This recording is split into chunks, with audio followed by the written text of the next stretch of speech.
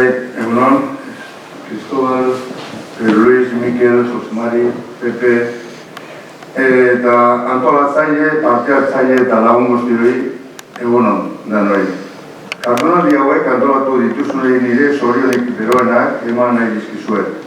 Egun batzuetan ospatuko dira 15 urte lanean hasi zinenetik eta 10 jardunaldi antolatu dituzue jada, beste lan mordoak batez gain noski.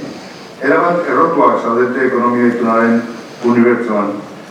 Jardunaldien harrera ona, hemen eta streamingen bidez jarretzen ari diren parte hartzaileak ikusita, lanean jarraitzeko gogoa emango dizue ziurrenik. Ánimo.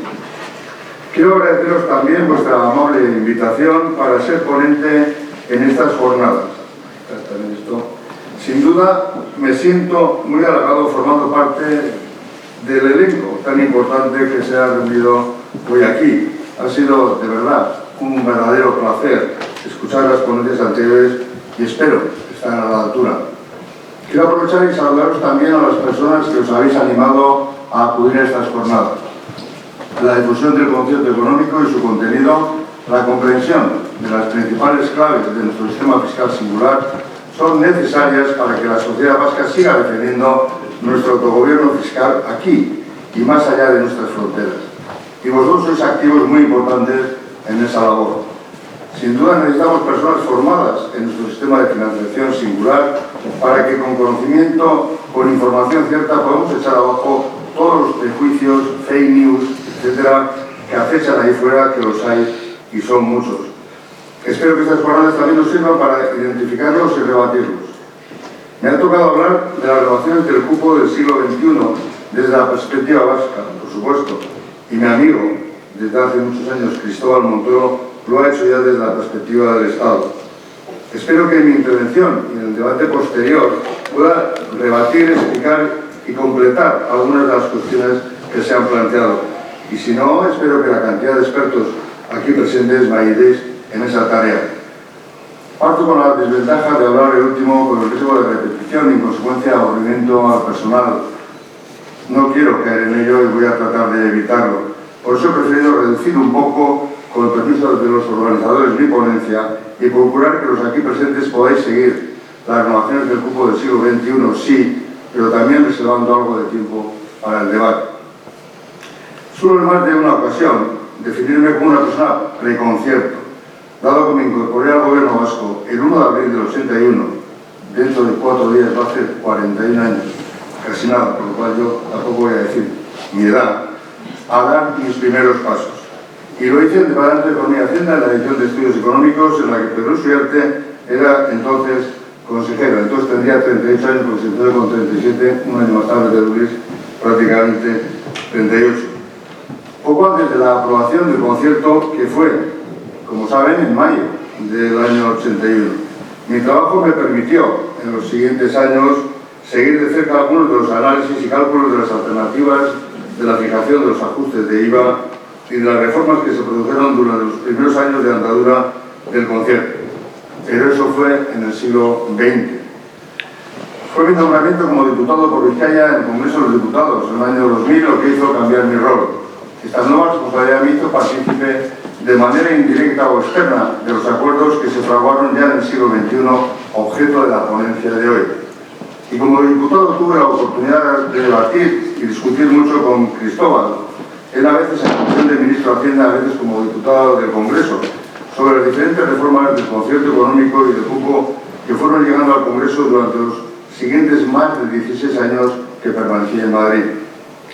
Me vais a permitir que reproduzca una parte de mi discurso de abril del año 2002, cuando se debatió en el Pleno del Congreso de los Diputados la aprobación de la nueva ley del concierto económico y la ley quinquenal del cupo periodo 2002-2006.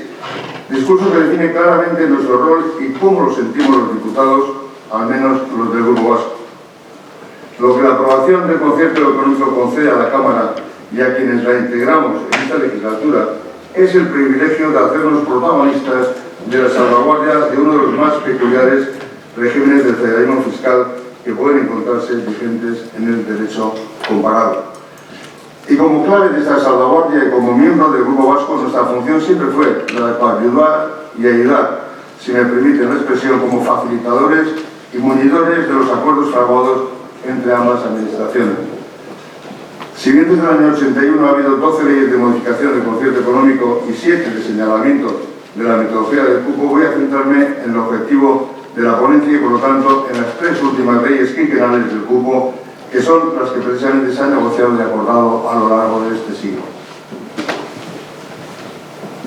De todas formas, en este recorrido quiero realizar, va a ser imposible dejar de lado las propias reformas del concierto económico, porque indudablemente todo forma parte del mismo sistema. Durante mi primera legislatura en el Congreso de los Diputados, iniciada en abril del año 2000, me topé en 2001 con el debate y posterior aprobación ya en 2002 de la ley por la que se aprobó el concierto económico y el cupo del quinquenio 2002-2006. La prensa de la época recordarán, al menos los más mayores, lo llamó la negociación más accidentada y tensa de la historia. Por si fuera poco, el debate se mezclaba también con la primera ley orgánica de estabilidad presupuestaria, que también llevó nuestras discusiones, querido Cristóbal. Con la renovación de la ley de cupo del año 97, ya habían quedado incorporados a la ley los parámetros de ajuste a la recaudación de las nuevas figuras tributarias concertadas, los impuestos especiales. Antes lo habían sido los ajustes de IVA. Por lo tanto, la ley quinquenal del cupo del 97 ya tenía prácticamente la misma configuración que la actual. Sin embargo, las modificaciones posteriores de la metodología han incorporado cuestiones muy importantes que deben ser destacadas. Entre las modificaciones que introdujo la ley quinquenal 2002-2006, quisiera destacar las siguientes. El artículo 4 de la ley sobre las cargas no asumidas del Estado se elimina la referencia al término todas las deudas del Estado, de forma que se acota la consideración de cargas no asumidas al importe de las deudas propias del Estado. Se produce la integración en el cupo de la financiación de los servicios prestados por el INSALUZ, el INSERSO y el Instituto Social de la Marina, que pasan a tener el mismo tratamiento que el resto de las cargas asumidas. Este cambio se produce a raíz de la modificación en la financiación de la sanidad a nivel estatal, derivado del nuevo sistema de financiación para las comunidades autónomas de régimen común a partir del año 2002, y el traspaso de las competencias en materia sanitaria a todas las comunidades autónomas, que a su vez provocó la necesidad de adaptar el régimen presupuestario establecido en los reales decretos de traspaso de los servicios del INSALUZ, el INSERSO y el Instituto Social de la Marina. Asimismo, se reguló la compensación en el cupo de los ingresos que hasta entonces se referían vía transferencia de la Tesorería General de la Seguridad Social para complementar la financiación de estos servicios. La Ley de Cupo 2002 también modificó la financiación de la Ertzaintza. La disposición adicional quinta estableció que la financiación de la Policía Autónoma a partir del ejercicio 2002 pasase a tener el mismo tratamiento que el resto de las cargas asumidas al considerarse completado el despliegue de la Ertzaintza que se había acordado inicialmente. No obstante, cabe matizar que se contempló asimismo la posibilidad de futuros aumentos de la plantilla de la Ertzaintza, en cuyo caso la financiación adicional correspondiente debería ser acordada en la Comisión Mixta de Concierto Económico, tal y como ocurrió, por ejemplo, con las promociones 19 y 20 de nuestra Policía Autónoma. El importe del cupo líquido provisional a pagar al Estado se cifró en 1.090 millones de euros. Las crónicas de la época recogen un debate, yo diría que bastante estéril, por cierto, sobre los distintos cupos propuestos por el Gobierno vasco o el Ministerio de Hacienda, e incluso sobre el cupo a pagar en el ejercicio 2002, a falta de acuerdo sobre la nueva metodología. Sin embargo, y a pesar de que los acuerdos alcanzados en materia financiera y sobre todo en materia tributaria, hay que recordar que se aprobó un nuevo texto del concierto económico con más de 70 modificaciones, algunas tan importantes como el carácter indefinido del concierto económico, la tributación de los grupos fiscales o el impuesto de la renta de no residentes o las cuestiones relativas a la estabilidad presupuestaria. Durante meses y meses, el debate público se centró en la participación de las instituciones vascas en los foros internacionales, concretamente la participación en el ECOFIN. Y debo detenerme aquí un momento porque hoy por hoy, y a pesar de que nuestra participación en los grupos de trabajo del ECOFIN está ya pactada por la Comisión Mixta de Concierto Económico, y a pesar de que los avances que hemos realizado en la concertación de tributos de mercado de carácter internacional, como son el IVA-OS o el impuesto de determinados servicios digitales, esta cuestión lamentablemente sigue siendo una cuestión no resuelta. Y tal como señalan nuestros compañeros del Gobierno de Acción Exterior, debemos manifestar una unidad. La demanda de participación de las comunidades autónomas en la Unión Europea no es fruto de ningún capricho, sino un ejercicio de responsabilidad. En ningún caso debería ser considerada una concesión graciosa por parte del Estado, sino más bien una exigencia constitucional. Porque una parte sustantiva de los asuntos que se debaten en los distintos foros internacionales son competencia de las comunidades autónomas y en este caso de las diputaciones forales. La ausencia de las instituciones vascas de determinados foros internacionales implica de facto una erosión de su ámbito competencial y una alteración del reparto competencial establecido por la Constitución y los Estatutos de Autonomía. Ya la nueva redacción, dada por el Tratado de Maastricht en el año 92, supuso un punto de inflexión. Posibilitó que representantes de gobiernos descentralizados participaran en su Consejo. Tras su aprobación, los principales estados de carácter federal de la Unión Europea, como Alemania, Austria y Bélgica, acometieron reformas constitucionales o cambios legales para articular la participación de sus estados federados o regiones en el proceso comunitario.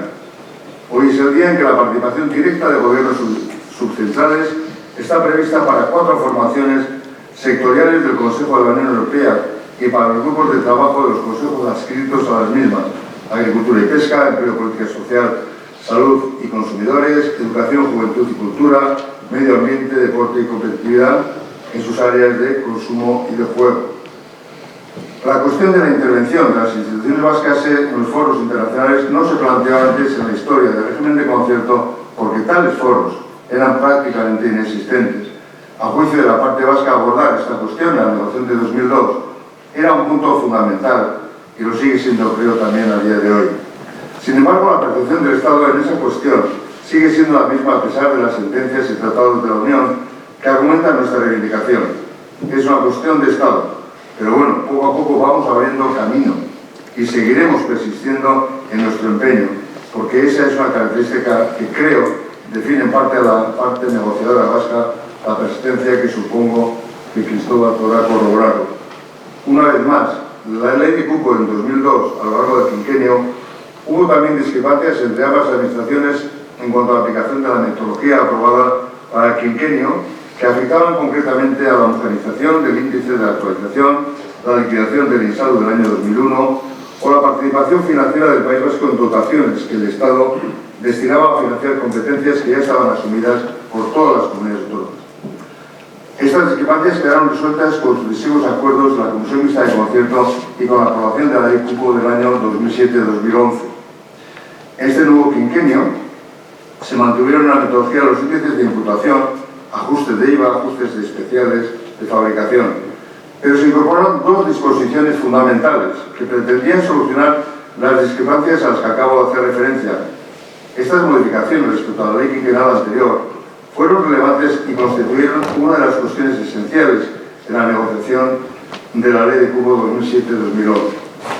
Por un lado, la disposición adicional quinta preveía una modificación en el régimen de cesión de los tributos del Estado como consecuencia de la reforma del sistema de financiación de comunidades autónomas de régimen común, en cuyo caso la Comisión Mixta de Concierto Económico debería determinar si procedía o no a la revisión del cupo líquido del año base y el índice de actualización.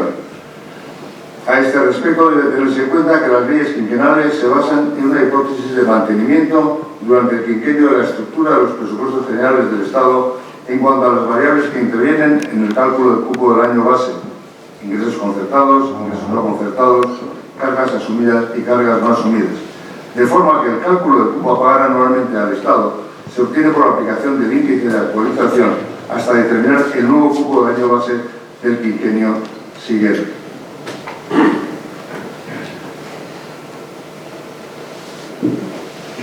En 2007 la reforma del sistema de financiación de las comunidades autónomas del régimen común ya estaba anunciada y si bien no se materializó hasta la aprobación en el año 2009, en la negociación estuvo muy presente la incidencia que podría tener el nuevo sistema de financiación en los presupuestos generales del Estado.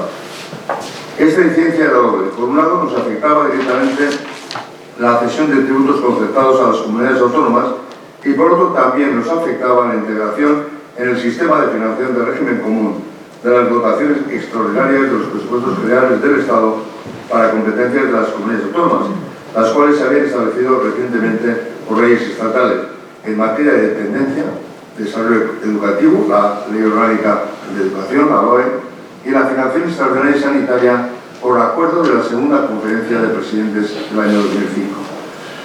No debemos perder de vista que la aplicación y la ejecución de las nuevas leyes estatales en materia de sanidad, educación y dependencia correspondían a las comunidades autónomas, pero los recursos adicionales necesarios para su ejecución figuraban directamente en los presupuestos del Estado. En este contexto, en la Ley de Cupo 2007-2011, la homogeneización del índice se condicionó a una posible modificación simultánea del cupo del año base y al preceptivo acuerdo en la Comisión Mixta de Concierto Económico. Se trataba así de preservar el statu quo del cupo acordado en el año base del quinquenio 2007 y de las tres financiaciones específicas para financiar las nuevas obligaciones legales establecidas en materia de dependencia, LOE y financiación sanitaria, que en el caso del País Vasco se articularon mediante minoraciones de cupo en la aplicación de la disposición adicional tercera, también nueva respecto a la ley cupo del quinquenio anterior. Es necesario señalar que la disposición adicional quinta no vinculaba el cupo a las modificaciones del sistema LOFCA, sino a su impacto en los presupuestos generales del Estado, y a pesar de que los negociadores de la ley del cupo de 2007 acordaron su contenido con muy buen criterio, anticipando posibles problemas, en la práctica su aplicación no fue pacífica y originó en gran medida las discrepancias de criterio que mantuvieron a ambas administraciones hasta el año 2017, a las que me referiré más adelante. Otra de las novedades, que es muy importante de la ley quinquenal 2007-2011, fue el artículo 11.4, que reguló que en el caso de que el Estado asumiera durante el quinquenio nuevos compromisos de financiación en materias correspondientes a competencias transferidas a las comunidades autónomas, la Comisión Mixta de Concierto Económico determinaría, en su caso, la participación financiera correspondiente al País Vasco. Sobra decir que este artículo ha sido fundamental para los intereses de Euskadi con respecto a las relaciones financieras con el Estado, aunque hoy en día persisten las dificultades para conseguir cerrar acuerdos en materia de financiación extraordinaria, obstaculizando en más de una ocasión poder cerrar bloques de acuerdos de la Comisión Mixta de Concierto Económico. Llegados a este punto, y espero que no haberos aburrido, paso a contaros la negociación del cupo del quinquenio 2017-2021, tercera y última ley por ahora de este siglo XXI. Fue a finales del año 16 cuando el Lehendakari me llamó para formar parte del Gobierno vasco como consejero de entonces de Hacienda y Economía, ahora es Economía y Hacienda, y volviendo a cambiar de rol, he podido vivir la última reforma de la ley quinquenal de cupo y dos reformas de concierto económico hasta ahora, del 2017, ya de manera directa o interna. Una perspectiva totalmente diferente a la experimentada anteriormente, pero igualmente gratificante. La realidad es que el origen de las discrepancias que mantuvieron ambas administraciones hasta alcanzar el famoso acuerdo de mayo del 17 no difiere sustancialmente de las discrepancias que se generaron a lo largo del quinquenio anterior, 2002-2006. La diferencia fundamental vino por lo dilatado de la prórroga, y no es lo mismo regularizar 5 años que regularizar 10 años de discrepancias. Otra diferencia fundamental fue la necesidad de regularizar el impacto financiero de ciertas decisiones unilaterales que tomó el Estado, que afectaron directamente a los flujos financieros por ajustes de recaudación con el Estado de varios años y que finalmente se instrumentó con el conocido acuerdo de cupo de 1.400 millones de euros para la liquidación de los quinquenios 2007-2011, 2012-2016. Luego podemos completar, si acaso, el debate estas cuestiones con mayor detalle.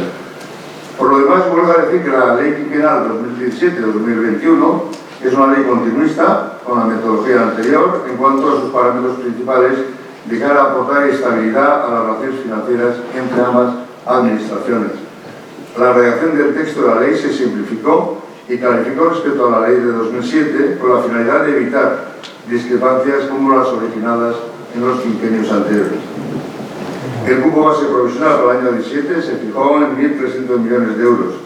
Este importe no integra la financiación del traspaso de las funciones en el ámbito del trabajo, empleo y formación profesional, lo que se denominan las políticas activas de empleo, que se hizo efectivo en 2011 y que se descuenta anualmente el cupo líquido a pagar al Estado. A futuro nos queda negociar y pactar una nueva metodología para el quinquenio 22-26, pero esa sin duda motivará otra ponencia. Por nuestra parte, seguimos con la atención las propuestas y debates que se están siguiendo en el Estado con respecto al sistema de financiación de las comunidades autónomas de régimen común y sinceramente deseamos poder alcanzar un acuerdo lo antes posible. Un acuerdo que sea satisfactorio para ambas partes y que, como no, mantenga al menos el statu quo actual. Mientras tanto, tranquilidad. La ley actual prevé la prórroga automática y, por tanto, la seguridad jurídica de las relaciones financieras está plenamente garantizada. Voy finalizando. Estos roles que me ha tocado vivir en este siglo XXI, el indirecto o externo como diputado en el Congreso o el directo interno como consejero de Economía y Hacienda, son evidentemente perspectivas distintas, con funciones distintas, pero sin embargo la mayoría de las veces se hacen complementarias, a veces muy a nuestro pesar imprescindibles. Porque hay aquí una paradoja de las leyes de concierto económico del cupo. Si bien la esencia del concierto es el pacto entre el Estado y las instituciones vascas, de facto es una negociación y un pacto entre los gobiernos que a veces, y solo a veces, necesitan cierto impulso político paralelo. ¿Por qué? La respuesta a esto también la podemos encontrar en un extracto de mi discurso del año 2001, en el debate sobre la prórroga unilateral del concierto económico, que dicho sea de paso fue uno de los mayores ataques, en mi opinión, en aquel momento, por mucho que mi amigo Cristóbal piense algo diferente. Voy a referirme a un texto del año 2001, estamos 20 años atrás, con lo cual, bueno, las cosas también han cambiado y luego quisiera matizar algunas de las cuestiones. Pero lo que quiero poner de manifiesto es que las diferentes percepciones, aunque en el caso de Cristóbal nuestra percepción esté mucho más próxima, las diferentes percepciones que hay en el Estado y en Euskadi en relación a este tema que nos ocupa, pues hacen también que el acuerdo sea necesario pero que no sea fácil. ¿Vale? Entonces, al final se llega a un acuerdo, pero nos cuesta lo nuestro, ¿no? Decía yo entonces que las respuestas a estos interrogantes debemos buscarlas en la diferente concepción que de las capacidades que otorga el concierto económico mantienen una y otra parte en la mesa de negociación. Si por la parte vasca se concibe el concierto como un instrumento que reconoce y otorga a su hacienda las características de una hacienda integral, por la parte estatal, decía, se identifica aquel como un sistema de descentralización fiscal. Si por nuestra parte mantenemos que el concierto económico es la actual manifestación del poder fiscal originario que el País Vasco ha disfrutado y mantenido a lo largo de la historia, el Estado entiende que no es sino una concesión suya disponible unilateralmente, ahí el estudio del ministro Montoro, graciosa y voluntaria que nace, se desarrolle y muere con el actual texto constitucional. Si los vascos creemos que el sistema de concierto no es sino una forma especial y peculiar de articular relaciones entre iguales, el Estado lo identifica como un régimen otorgado de privilegio que siempre debe ser interpretado de manera restrictiva. Si pensamos que el sistema concertado es un sistema abierto que reconoce a los órganos forales la capacidad de decidir cuál va a ser la forma en la que sus ciudadanos van a aportar a las necesidades públicas, el Estado debe tener un sistema cerrado de forma que lo que no está expresamente previsto en su texto no existe ni puede existir, convirtiendo su régimen fiscal y sus propias normas en el necesario colofón que otorga sentido al sistema. Si a estas diferencias con diferentes concepciones de la naturaleza del régimen concertado añadimos el convencimiento tautológico instalado en las mentes de los negociadores estatales de la insolidaridad del sistema del cupo, así como la insuficiencia de las aportaciones del País Vasco a los gastos estatales, y lo unimos a la singular desconfianza con que se analizan y juzgan cualquiera decisiones que en el ámbito tributario aquí se adoptan, tenemos un inventario completo de diferencias que explican el permanente desencuentro en el que se instalan las relaciones entre una y otra administración y que es la consecuencia directa de esta situación. Precisamente, estas diferentes ideas que mantienen respecto a la naturaleza del concierto, que se mantienen, son las que provocan y explican la dificultad de llegar a acuerdos. Las negociaciones de concierto económico o la metodología del cupo probablemente nunca den como resultado el mejor concierto o el mejor cupo para ninguna de las partes, pero desde luego reflejan el mejor acuerdo que se ha podido consensuar y como tal debemos ponerlo en valor. El acuerdo en sí mismo es un gran valor. No olvidemos que las partes negociadoras teníamos la responsabilidad la esencia misma del concierto. Y si las diferentes leyes de cupo han mantenido una configuración similar a lo largo del tiempo, ello ha sido precisamente porque seguir una línea continuista ha resultado ser la fórmula exitosa para salvar las dificultades y lograr que los acuerdos pervivan en el tiempo. Evidentemente, un acuerdo no significa la renuncia a las pretensiones legítimas que cada una de las partes pueda tener, sino más bien es un punto de encuentro en un espacio-tiempo adecuado. Y estoy convencido que nuevamente el acuerdo llegará.